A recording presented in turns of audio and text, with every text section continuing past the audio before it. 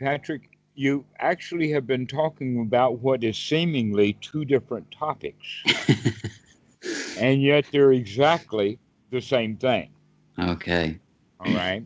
And so the let's start with the second one and work with it to see how it fits back in with the first question that you Mm. were asking. All right. So let's use the term that you used in the sense of background Mm. and background thoughts. Mm-hmm. Okay. Background thoughts are the moments of time when the mind is wandering, but that I was taught this many years ago Mm. as an analogy, and that is that the mind is like a computer in the sense that it does just one instruction after another. And that we think of this one instruction is like a mind moment. Mm. And that what we can do is we can get sharper and sharper to dissect this mind moment down to shorter periods of time to see things. But when we take a broad context, that Mm. we had this going and that going and that going and that going, but we see it in a broader context, it looks like it's all happening at the same time, where in Mm. fact it's not. Mm. And so when we think about the background thoughts, that means that we're focusing on the foreground, Mm. but then a mind moment will happen about a ramble thought. Mm. And you notice that and you'll call it a background. And then you come back to your primary thing, and then whoops, it goes off again. Mm. All right. So we have to understand that part of what we're practicing here Mm. is to use anapanasati, basically the anapana part of it, of the breathing part, Mm-hmm. is to settle the mind down so Mm. that you can actually see Mm. that what you've been doing all this time is this background thought Mm-hmm. while you've been going along doing everything anyway. Mm. All Mm. right. Because it's when the thoughts are in the background that they're the most subconscious. And for many people, they can have these background thoughts and get up. Mm. Mm. And then they don't even know why they got themselves worked up. Mm. And so now that they're worked up, they got to figure out why they're worked up, and they come across something else Mm. altogether. Okay. Mm. And then they go about doing that thinking that that's going to solve the anxiety that came from the background thoughts that I had that Mm-hmm. one time long ago when I made this is what I Mm. say. At that point, if we engaged with that activity that we thought that we were doing, Mm. and we forget about all the background thoughts, Mm. but they're there anyway. They come and Mm. go, but we're not focused on paying any attention to them. Mm-hmm. Mm-hmm. Okay, so now that we've got that kind of figured out, let's see what we can do with it. Mm. Mm. Because one of the things that we're actually going to be working with is those background thoughts. Now that you've identified them, that's going to be the focus of our attention. Mm. And so basically, those background thoughts or those thoughts are going to arise while you're in the midst of watching the breath. Mm. Mm. Then, in fact, a good way of looking at it is that we want to keep the breath long and deep for a long in breath and a long out breath. But that only Mm. takes one little moment of sati to Mm. to recognize that this is a long in breath. Mm. And Yeah. then the next point of sati is this is a long out breath. So the Mm. rest of the in breath and the rest of the out breath can now be devoted to these background thoughts. Mm. Mm. Yeah. It can All right. sometimes feel like a breath can sometimes feel quite long when you're, That's the intention. yeah. Like a long period of time to sort of like, for there's many moments of sati that should be there. Right. There's a Yeah. lot going on in that Yeah. one Yeah. breath. But while Yeah. we're breathing quickly, we're not really paying attention. Now that we're actually focused on making Mm, the breathing longer, all of the other stuff that we weren't ever paying attention to becomes almost obvious. mm, mm, And mm, we call them background thoughts because we think that the foreground mm, is, in fact, the intended thing to do, which is to watch the breath. mm, Not devoting very much time or mind moments to mm, that. mm, But mm. we do keep bringing things back to that point and making that point. Okay. We keep Okay. planting that flag over and Hmm. over and over again in the breath. Yeah. Yeah. And by Yeah. doing so, that means that we have to recognize that we wandered away someplace and now it's time to wander back. And Yeah. so that's what gives them the idea of the background thoughts, Yeah. okay? But this becomes now part of the focus of Mm, what, and then in fact we can think of it in the sense of the fourth tetrad of this is all of that temporary stuff. mm, This is step 13. That's mm, that anicca, to start watching that the mm, mind is running around and mm, walking around mm, and doing things like that, and that we're mm, able to see it better mm. because we have this anchor point of the breathing. Okay. Okay. Okay. So this is a way of reframing it, not as a kind of a failing, because I guess my the reason that sort of anxiety was creeping in about it was when I began the practice. There were mind moments when you were with the breath, and then your mind would wander. You'd think about your argument that you had like last Tuesday, and then you'd basically forget you were in the room and Hmm. for a few minutes at a time. And that was a really obvious example of mind wandering. And then you'd bring it back to the breath. And then what's happening now is much more fine, but I guess you're saying that it's Hmm. still the same process, it's just happening at a much quicker speed. Is that Well, right? actually, you're beginning to catch up with the fact You that it's going at that speed all the time. Okay, okay, okay. In a way, Yeah. it's sort of like that we're standing beside the tracks Mm, with our face very, very close to a high-speed train that's going by at a flash. mm, mm, And that what we're learning to do is by anchoring it with the breath, we're drawing ourselves away so that we can see more and more of that train, and the further or that flash that goes by. mm, And mm, when we get far enough along, we can see mm, the whole train. mm, We can mm, see that whole thought train mm, pass by mm, because we're having a new way of focus. mm, mm, But there's a whole lot more to it than that. And that is that we're going to introduce something in the sense that we're going to start using those mind moments also to gladden the mind. mm, mm. Or another way of talking about it, and the Buddha has this, there's a sutta by the name of Two Kinds of Thoughts, and it's sutta number 19 in the Majjhima Nikaya. So I'm making that reference so that folks know that this stuff is what the Buddha teaches. This is not something that I made up out of the air, okay? That there are actually two kinds of thoughts. Mm, We can call those nurturing thoughts, mm, or gladdening thoughts, or mhm, brightening thoughts, or mhm, up thoughts. And then we can think of the other kinds of thoughts as garbage thoughts, junk thoughts, mm, thoughts about someplace else, thoughts about some other time mm, other than right here and right now. Okay, mm, and that's why they're junk, is because they take us away from this present moment. They take mhm, us away from the reality. So mm, this is what we would call hindrances. mhm, And it's great for people to think that or like you're experiencing and coming to understand that we think that, oh, the mind is just full of hindrances, and then I wake up and now I'm doing mm, anapanasati and mm, watching my breath, and the hindrances are not there. mm, No, these background thoughts are actually the hindrances, mm, mm, and they're there all the mm, time. Not all mhm, the time, but anytime, these mm, mind moments, we have to be on guard for them mhm, as to how we're going to operate with them. mm, mm, Because there's, in fact, two kinds of thoughts. Mm.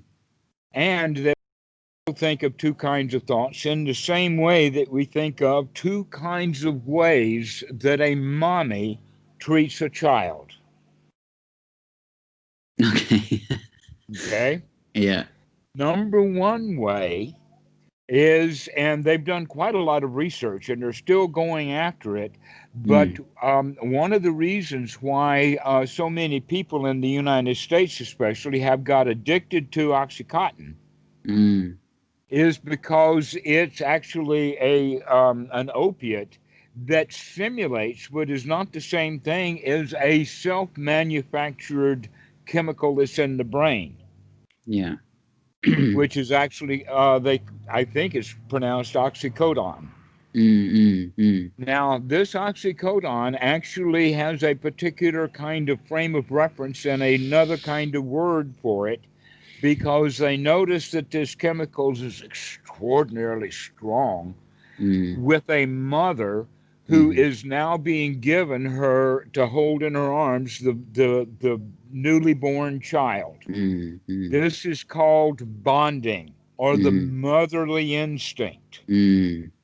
Okay, and that this happens quite often, and that women who and people who work in the maternity room, they think that it's really an advantage because when they go into the room with the Mm. mother who had just now received her newborn babe, that oxycodone goes all over the room. And everybody feels good and warm and gushy. And it's like, that's why Vila Maramsi says to think about puppies, just because when you think about puppies and babies and all of that, that nurtures us or brings us into that state of having us manufacture a little bit of oxycodone in the Mm. brain.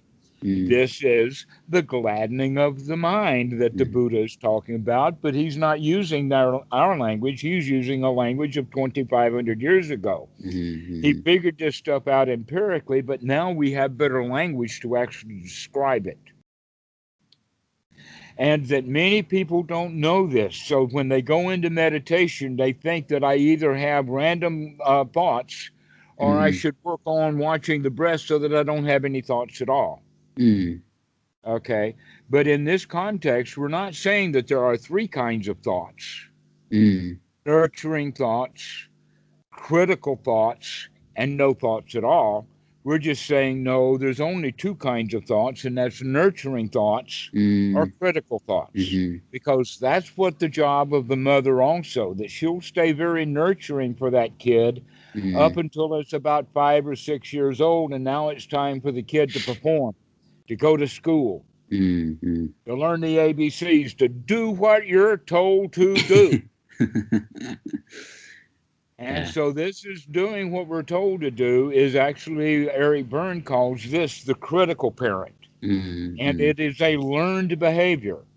Nurturing parent is um, hormonal and instinctual, but critical parent is learned behavior. And Mhm. boy, do our society make sure our kids get a big dose of it.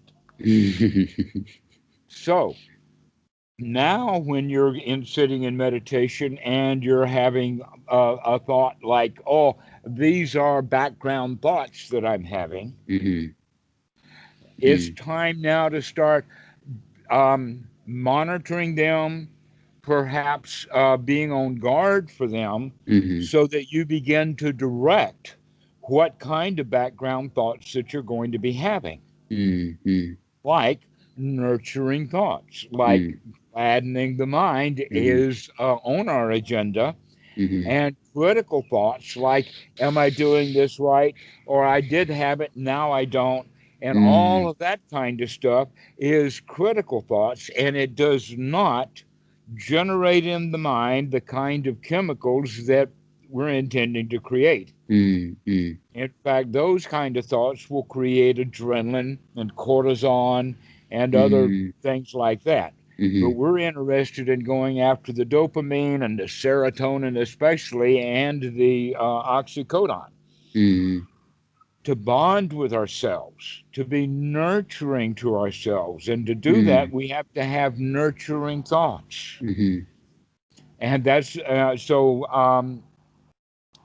Goenka's very famous story, or let us say the phrase that he uses, he Mm-hmm. says it in a very nurturing way in his Mm. deep, never mind, Try start again. again. Start again. He Yeah, does it's a not good say, one, that. you stop those thoughts and you come back and watch the breath. No, no, Yeah. no, no, no, no. That's how the students treat themselves, though. Mm-hmm. Mm-hmm. Okay? Mm. Saying that there's something wrong with the background thoughts. There's nothing wrong with them at all. You've been doing that your whole life. Mm. Mm. There's so much I like to think about there, and I'm really struck by your reference to the oxycodone, I think, and how that relates to the idea of non-self, and how the kind of the womb as this like originating space of non-differentiation between you and the world. And it's something I've wondered, to the extent to which meditation is kind of a kind of journey towards making that reconnection. That's exactly right.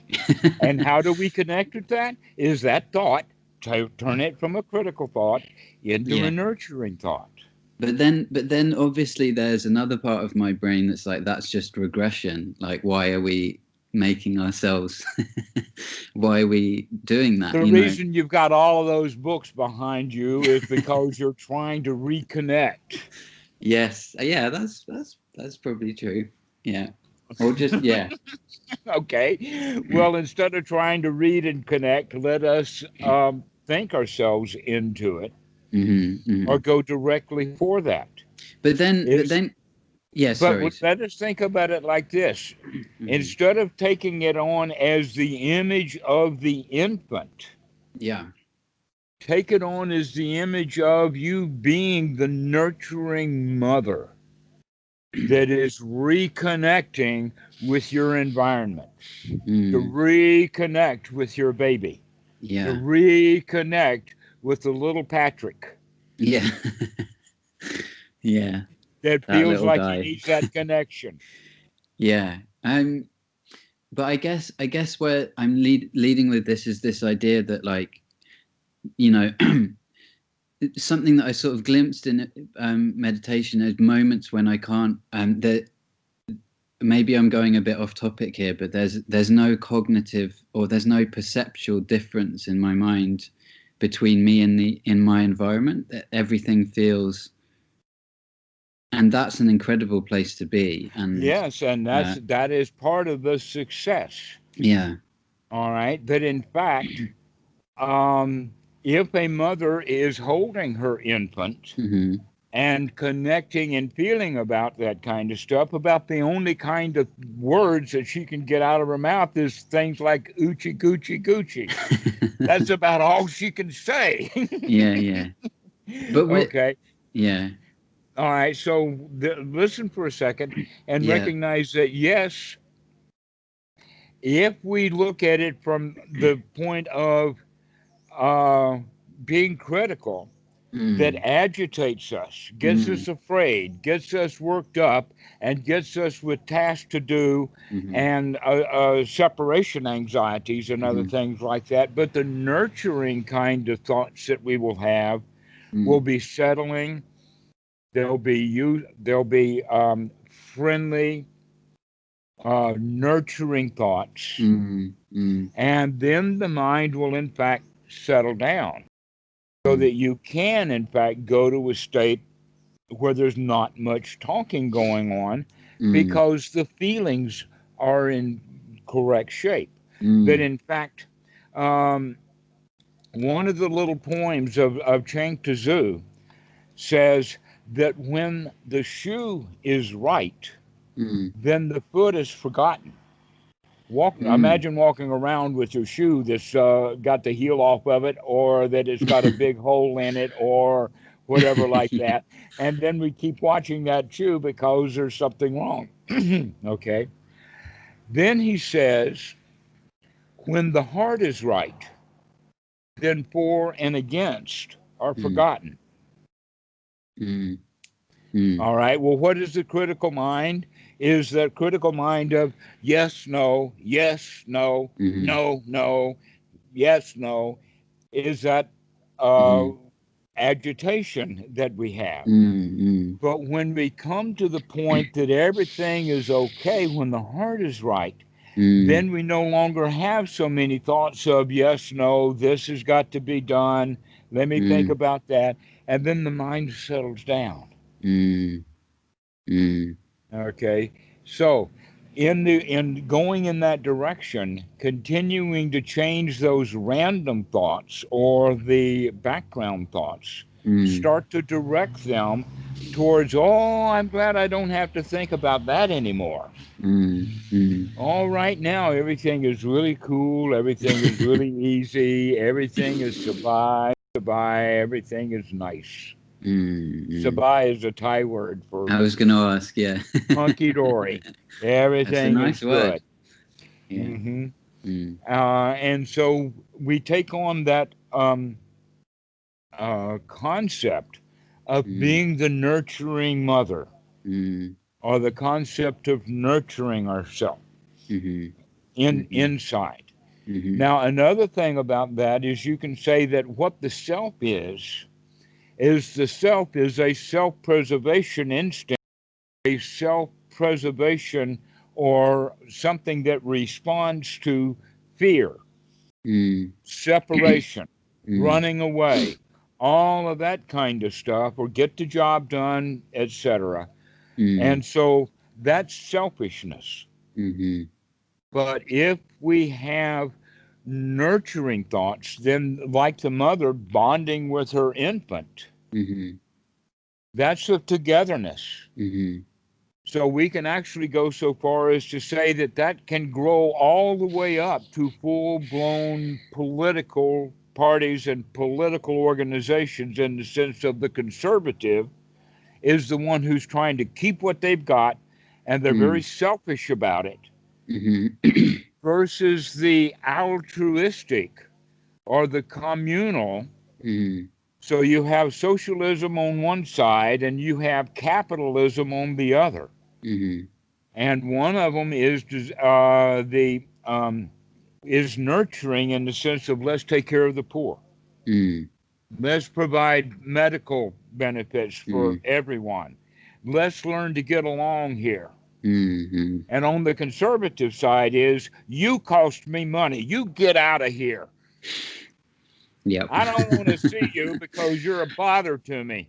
Okay? And you can see how that separation creates the selfishness. Another example of that is your brother comes and he asks to borrow a fairly large sum of money, let's say 500 quid.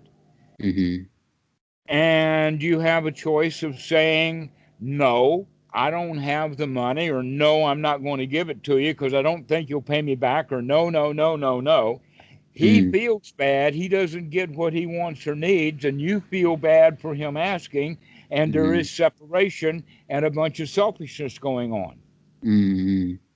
But if you answer him instead, let me help you as best I can. Here, I have 500 quid, or let us get it for you. Now we're coming together and we're bonding. Now we're in this together. Okay, there's friendship. Okay, well, if you think about it, that's exactly what the entire sum of the teachings of the Buddha is really all about. Friendship, joining together, being in community. And that the only way that humans can be in community with each other is when they have community within their own heart. So going back to that issue of, I will give him the money because I feel gushy towards him, more so than I need 500 quid. But the selfish dude is saying, I mean my 500 quid, and the hell with him. All right. So this is basically what we're talking about. That is almost easy enough to see that it's a light switch. And the light switch is there one person against the world? Or are we all in this together? In other words, are we enemies or are we friends? Mm-hmm. Are we going to nurture or are we going to criticize? And our society has gotten into being very critical. Mm-hmm. Mm-hmm. And the whole teaching of Jesus is all about no, let's be in this together, to take care of the poor, to visit the sick, to go to jail, to see the guy that you have in jail and bond with him, Mm-hmm. rather than going around the temple saying, you're not a good enough Jew. You get out, Mm-hmm. which is the way of the Pharisee. We're better Mm-hmm. than you. We're high Mm-hmm. class. Or the Brahmins, we're high class. Okay, Mm-hmm. so this is the idea then, is are we going to separate or are we going to join? Mm-hmm. Are we going to bond with that infant? Mm-hmm. Are we going to treat it like a naughty kid? Mm-hmm. And so this is how we begin to have our thoughts. We're going to have bonding thoughts. We're going to have, never mind, start again. Mm-hmm. It's what you said earlier, and this seems like a really, really profound teaching and something that is quite hard to. I shouldn't use that language, but you know, it's a challenge to put into practice, that kind of non-judgmental mind, and it reminds me a bit of that Zen koan. Is it the great way is easy for those who have no preferences, or something? I've probably mashed it up, probably misquoted it, but it's the kind of abandonment of preferences at the gate of something, or the moment of mindful contact.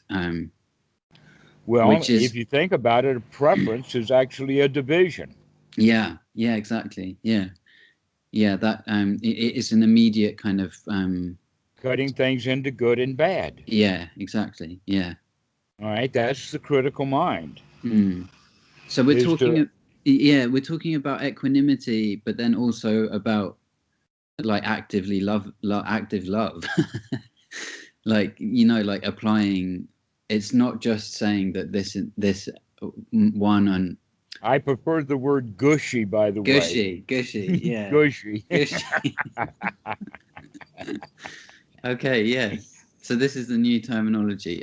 So equanimity and gushy, yeah. Okay, and these things actually are the kind Well, of I would foundation. go so far as to say that equanimity is the power Mm-hmm. of getting gushy often. Okay, okay, okay. Yeah, no, that makes sense. Yeah. um. So yeah, no, it's interesting because I think I've probably a bit of a, maybe a hindrance, if that's the right word for me, is like maybe it's going to sound so obvious, but overthinking it, you know, like what you're saying. I see your joke. Yes, Yeah. exactly. um but what you're saying is that there's a kind of emotional um posture, almost like there's a kind of way you Called can, right attitude. yeah, okay. So it's We right would after. use the word posture. Yeah. I quite like that word. I can see it in my mind. That's why I can visualize it. But yeah, okay. So this is, we've been leading towards right attitude, and this is another. This is maybe it's part of the sugar component of the cake. Okay, right. And the brain chemical is known as oxycodone, Yeah, the yeah. sugar for the mind, or the bonding agent, or that Mhm. which holds things together, This is, yeah. This is as I get. opposed to sour, which may be interesting, but Mm. ultimately, Yeah, yeah. Okay. and so these background thoughts are way too often sour thoughts, Mm. Mm. Yeah. or they're often unwholesome thoughts. We have a whole vocabulary of this, Mm. of wholesome versus unwholesome, Mm. um, appropriate, Mm. inappropriate, Mm. hindering thoughts, Mm. and supportive thoughts. Mm. nurturing versus criticism. These are all the dualities in there. And it is hard for people to think about this duality because they think, well, wait a minute, we're trying for unity. Yes, well, there is a duality between duality and unity. And on one side, the duality is all about criticism, all about this is good and this is bad and this is right and this is wrong. And on the other side over here is all about being gushy. It's all about being friends. It's all about bonding. And it's all about having these really delicious mental chemicals washing around inside. Okay. And so this is the way to start operating with background thoughts, is that you have control over them also. Okay. Now, in regards to the terminology of ancient times, the Buddha used the word jhana. In modern times, the word jhana has almost taken on a magical quality. And so I have to be careful when I'm talking about jhana, because a lot of people think about it as as magical. But in fact, what we're talking about here is that by hindrances, which means we're removing critical thoughts and having only nurturing thoughts, that we begin then with these gladdening kind of nurturing thoughts, we begin to actually create the oxytocin chemical kind of stuff inside, and also begin to turn off the adrenaline and the cortisol components. And so we actually do begin to feel good. This feel good is in what ends in the Pali is the word sukha. And the word sukha actually means to feel good, pleasure, and a better word for it is satisfaction. Okay? But that satisfaction then can grow.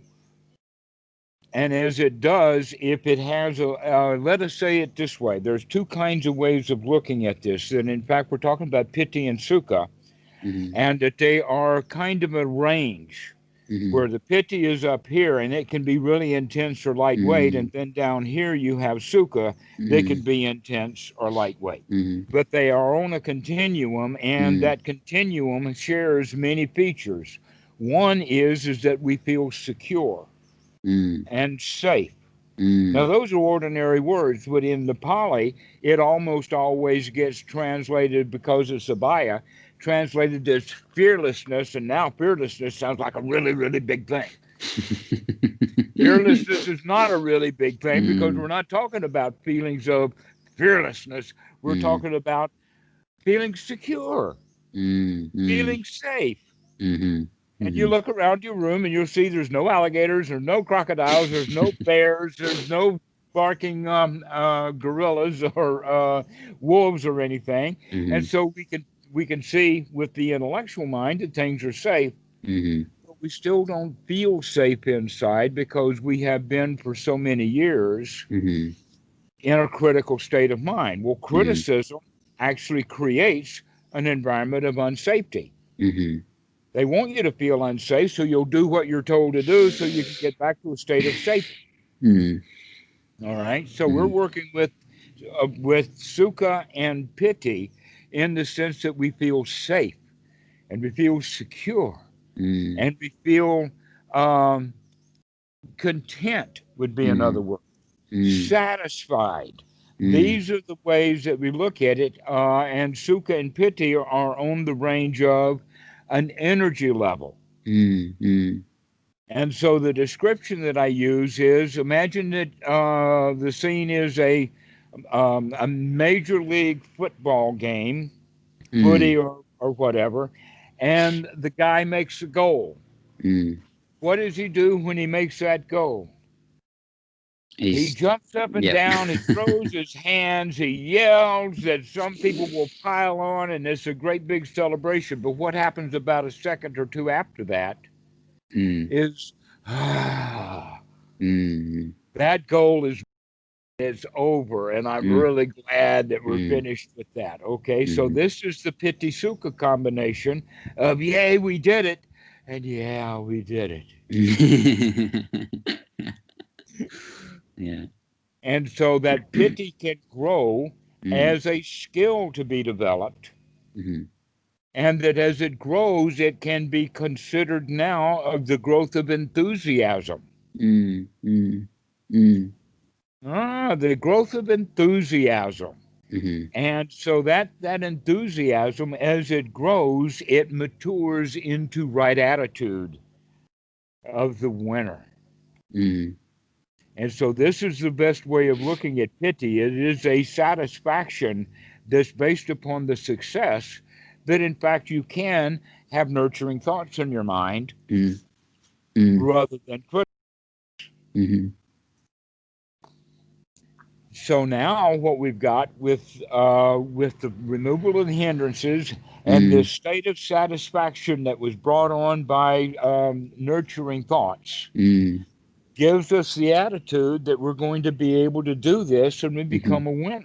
Mm, These are mm, all parts of the Eightfold Noble Path. This is all part of Anapanasati. It's all part of brain chemistry, and all this stuff fits together. And oh, that's what this is, okay? mm, In the sense of the Eightfold Noble Path, we have right view, we have mm, right sati to wake up, we have right effort to start having wholesome thoughts, mm, mm, nurturing thoughts, and then right attitude of, yeah, I can have nice, wholesome thoughts. mm, I mm, can feel good. I don't have to feel bad. mm, And we need to keep telling ourselves that over and over and over again, especially when we catch ourselves feeling bad. mm, mm. That's good. That's And good so, advice.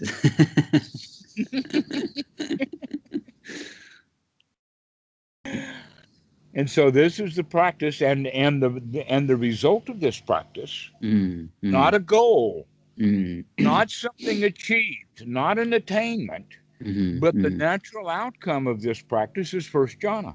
mm, mm, mm, And the Buddha talks about it all the time in the sense that anybody can go into first jhana. People go into first jhana just listening to the Buddha talk. People mm. go into first jhana just listening to me talk sometimes. Oh yeah, feels good, right?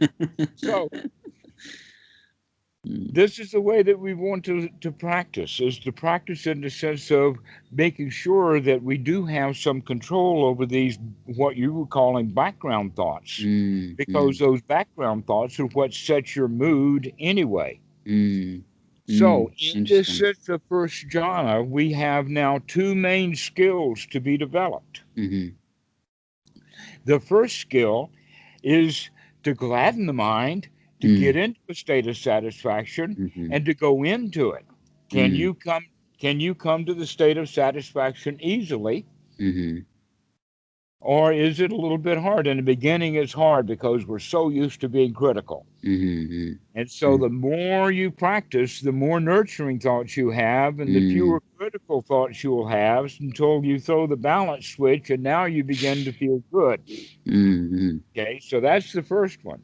mm, The second one, the big skill, is to learn to sustain the mm, state, mm, to keep it going. And how we do that is now by guarding mm, with these background thoughts mm, to make sure that they are wholesome, they are mm, nurturing, they mm, are uh, satisfying mm, thoughts, and they're no longer the hindering thoughts. mm, And it's very easy to tell which one is which, but because almost all the hindering thoughts have to do with thoughts about someplace else mhm, and some other time, some other mhm, place, some other time, maybe last mhm, week or 2 hours ago. mhm, mhm, But mhm, right now, here, we have mm, this infant that we can mm, care for mm, and get all gushy and everything mm, and, mm. and learn to maintain that. Yeah. So, this is the practice. Okay. Now, I've said all of this before, but I'm saying it in kind of like a new way. Yeah. Yeah. No, I can feel it sinking in a bit deeper this time as well. with all the context of the conversation that just preceded it, it kind of it's falling into place a bit more. And, all right. Yeah.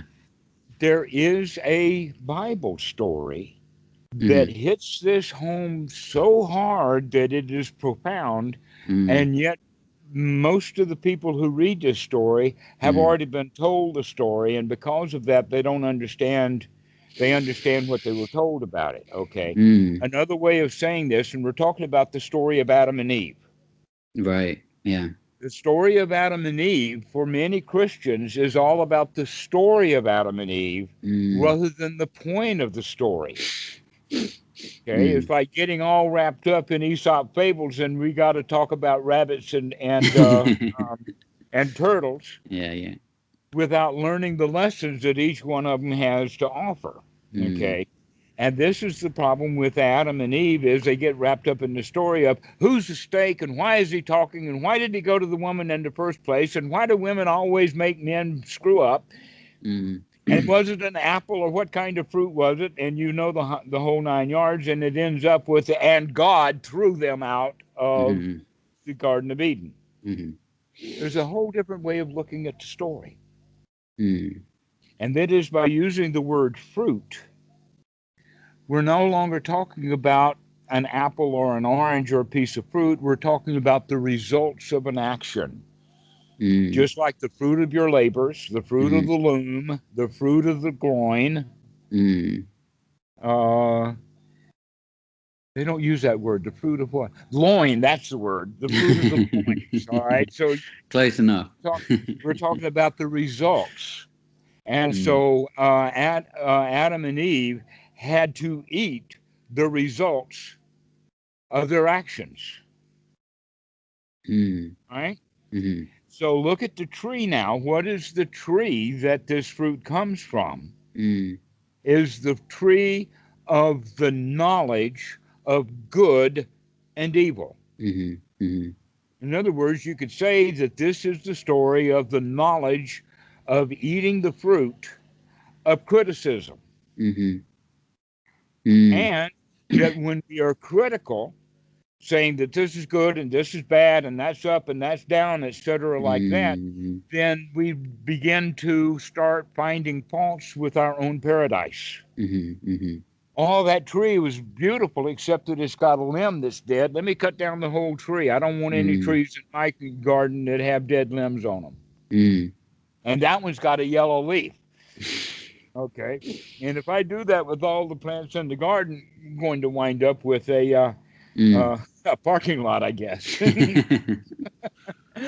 Okay. So what this means is that with a critical mind, we destroy our own paradise. We destroy the nurturing parent and the child relationship.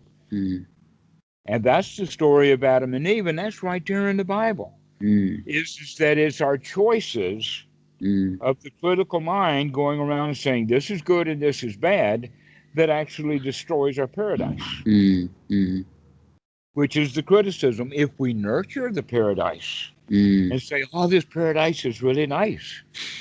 Oh, that's a really nice yellow leaf there, and that dead limb is quite beautiful. And now we can allow paradise to be paradise because we're not being so critical of it. Well, guess what?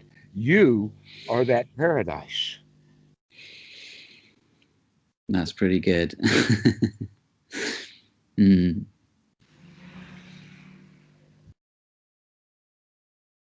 And we're in the habit of destroying our paradise. We were taught to do it from about age 5 or 6. Yeah, I think we definitely are. It's definitely habitual for sure. Okay, thank you so much, Dhammarato. That's made things a lot clearer in my mind.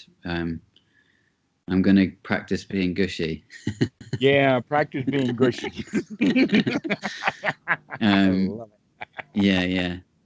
No, and thanks for being so gushy with me on this call too. This has been quite delightful. I've enjoyed it. I've really enjoyed it. Thank you so much, Dhammarato. I've learned a lot. I'll speak to you soon. Okay, see you later. Thank you. Bye-bye, Dhammarato. Okay, bye-bye. Bye-bye.